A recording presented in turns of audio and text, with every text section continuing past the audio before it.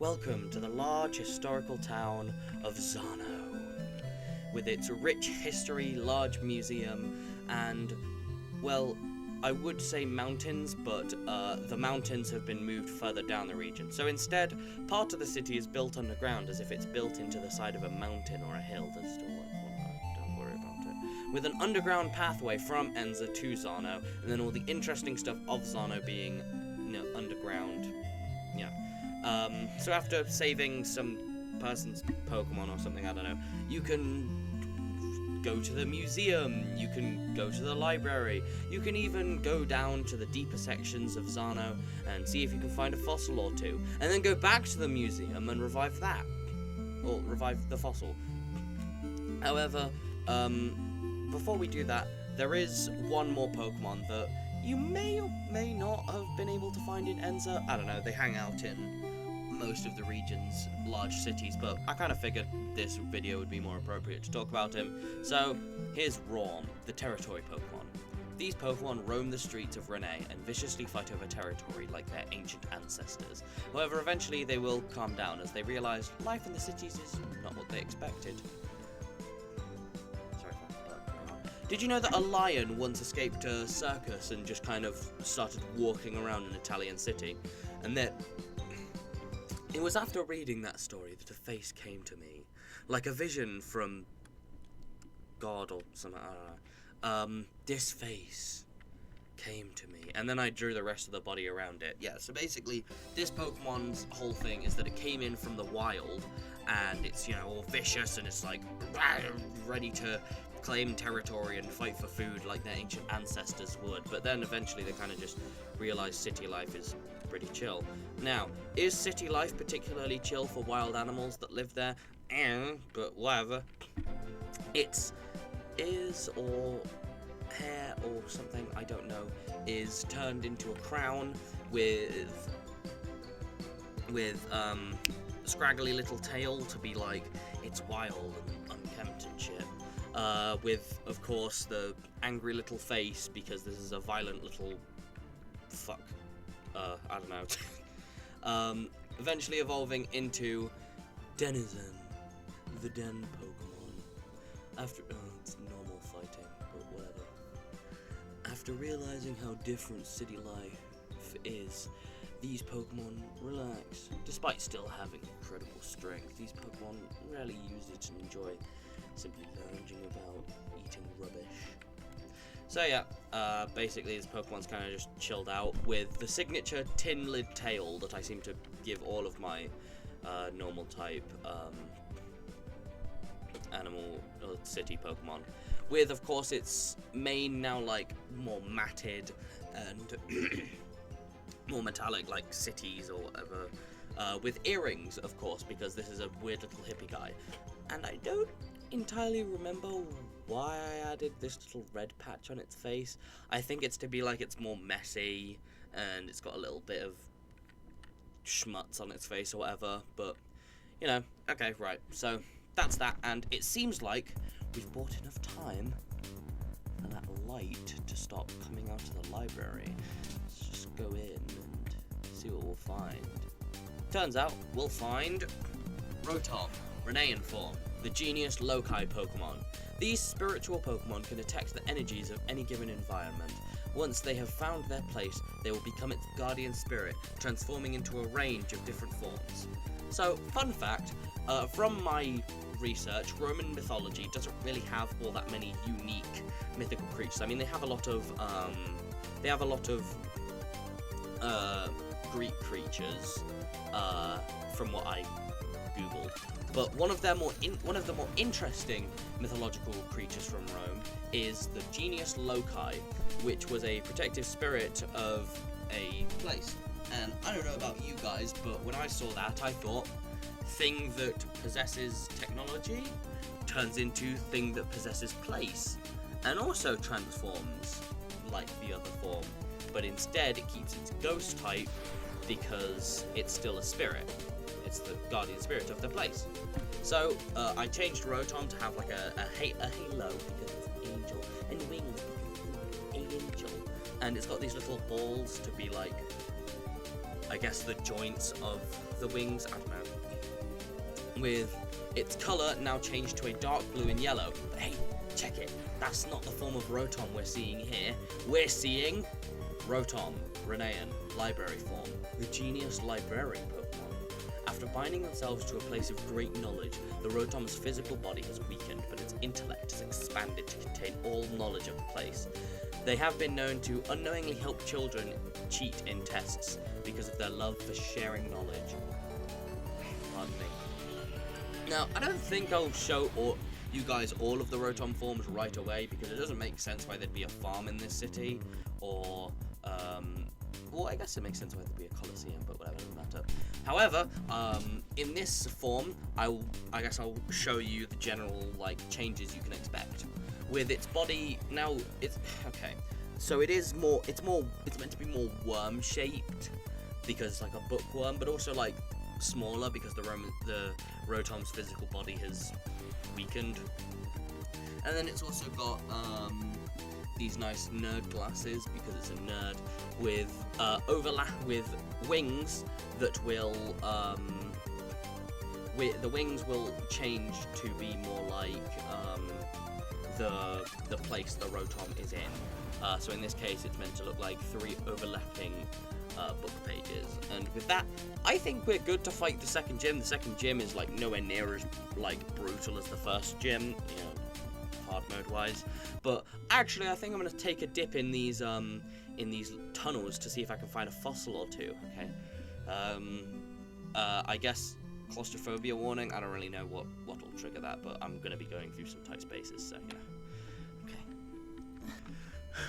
Now, when I was researching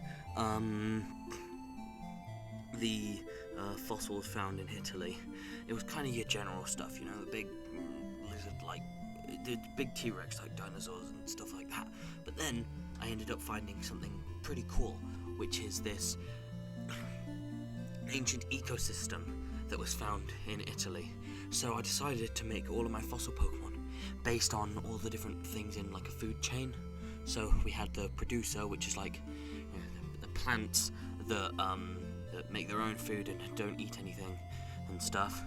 Then the primary consumer, which eat the plants, and then the apex predator, or secondary consumer.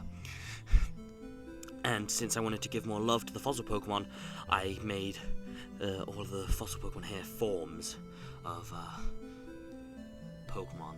But, the first 2 are definitely fossil Pokemon, so whatever, doesn't matter. Speaking of which, here's our producer. Pardon me. Lileep, the stone sap Pokemon. This Pokemon used to hide their true faces behind a hardened hood made of sap. If you ever looked at this Pokemon in its true eyes, you would be turned to stone.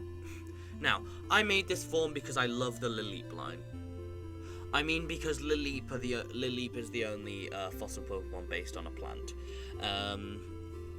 And I decided to combine it with the old amber, because, fun fact, things preserved in amber, and just, amber itself, is formed from tree bark, resin, sap, whatever, hardening, and then over top of stuff, and then that doesn't decompose, and the thing inside it doesn't decompose, and it doesn't fossil, and it basically creates the stuff trapped in amber. Tell me again, what was another creature who had the ability to turn things into stone? Amber isn't stone in this case, but whatever. Oh yeah, we're in business now. So I made this thing's neck a little bit wider because it's meant to be more snake-like, and also there's the neck thing that's meant to be almost like shed skin. The false eyes are now moved down to its true eyes, but it's covering, because if you look this thing in the eyes, like in the Pokedex entry, you will be turned to stone. And the little dots here are meant to be the ambers itself, and I think the pods of a certain tree, but I can't for the life of me remember which tree. So whatever, let's just evolve this thing into Dally Dilly, the shed sap Pokemon. These Pokemon hunted Omanyte before they could become a problem, storing their stone bodies in their home like trophies. However, if nothing bothered them, they would rarely attack anything. So yeah, no Cradily because I just thought Dally Dilly was too perfect of a name.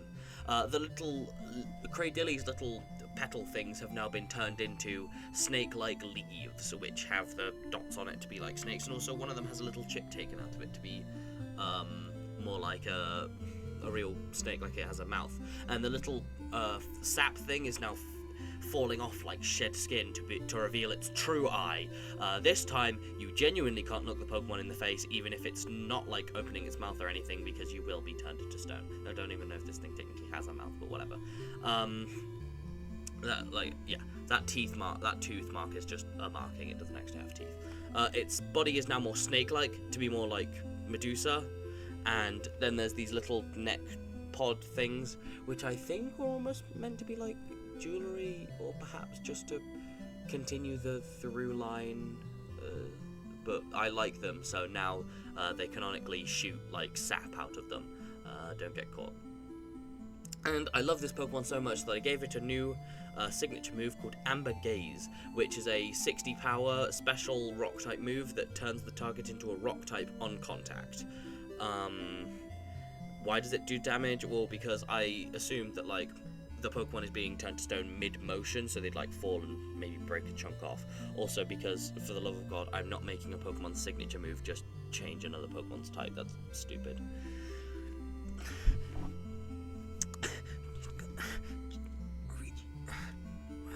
There we go. Okay. No. Over here, maybe. Got it. Omanyte, Renai in form, the Warhorn Pokemon. These Pokemon train their bodies relentlessly in preparation for their future hunts. They move quickly underwater using jets of air. Tell me, what does this look like to you?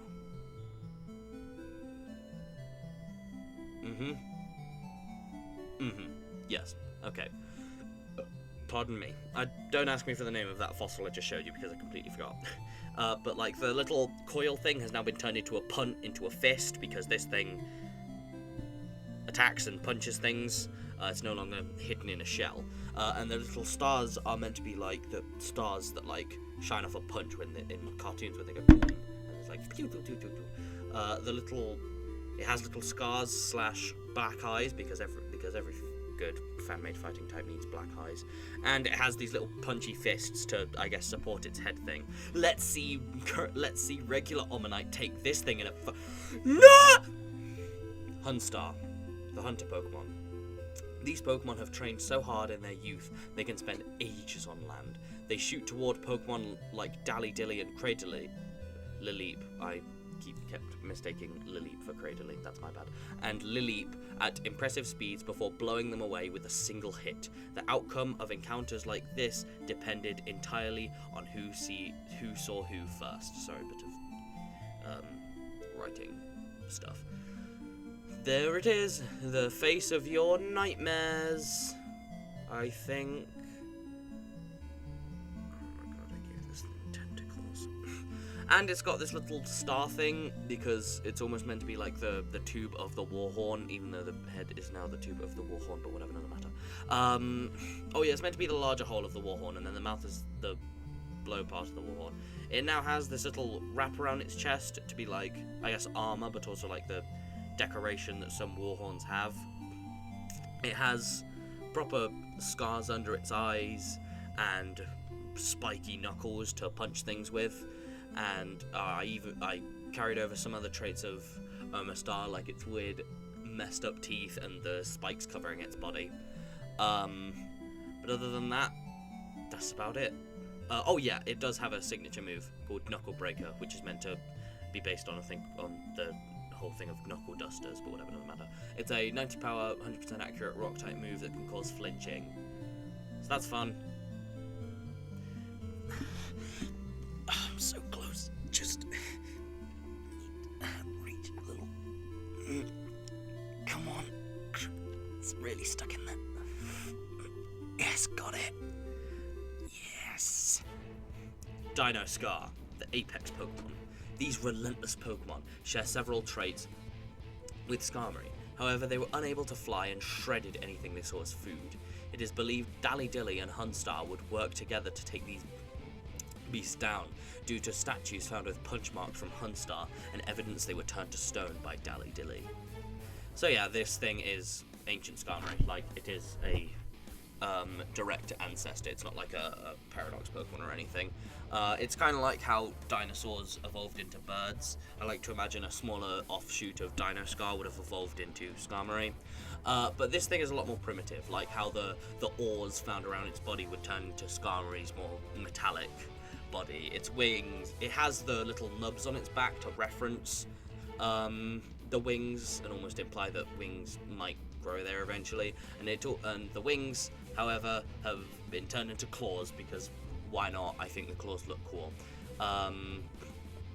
There's ores around its body, and now it also has a stone crest to be like Skarmory's metal crest, and it has little ore nub to be like Skarmory's tail. It also now has a wing spike spur thing because why not?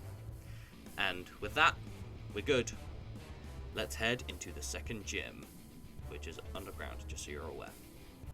This, the patterns on their shirt, even though you can barely see it, are meant to almost be like the patterns. Their shirt is meant to be like a pot.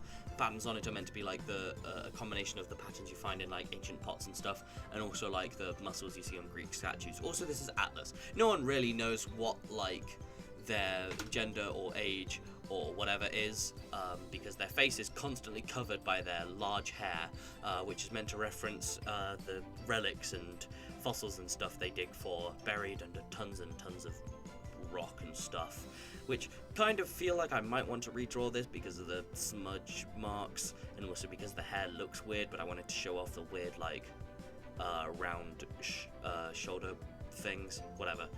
They also have scars or tattoos, I don't know, of cracks, like cracks in the earth and in the relics they find, with big ol' archaeologist boots. And here's the team. Oh yeah, by the way, this is Armored Excadrill. I'm pretty sure this is the first armor Pokemon I've shown you guys. Its shiny color, its color is meant to be like Excadrill's shiny color, and they have these little lights on them that are meant to be like the lights that are on mining equipment and stuff. Also spikes, more spikes, because I love a good more spikes. Also, armor Pokemon have the ability Tremor Sense. Or no, armor Pokemon have armor abilities. This Pokemon's armor ability is Tremor Sense, which allows it to hit any Pokemon during the semi-vulnerable turns of moves like Dig or Fly or anything like that. All armor, by the way, if you're wondering what armor actually does, it protects the Pokemon from status conditions, protects them from stat changes, and gives them an armor ability. So there's that. And you know, you can give the armor to the smaller Pokemon. So yeah, in hard mode, this battle really isn't as like crazy as Gym 1, but you know, hope you all enjoy.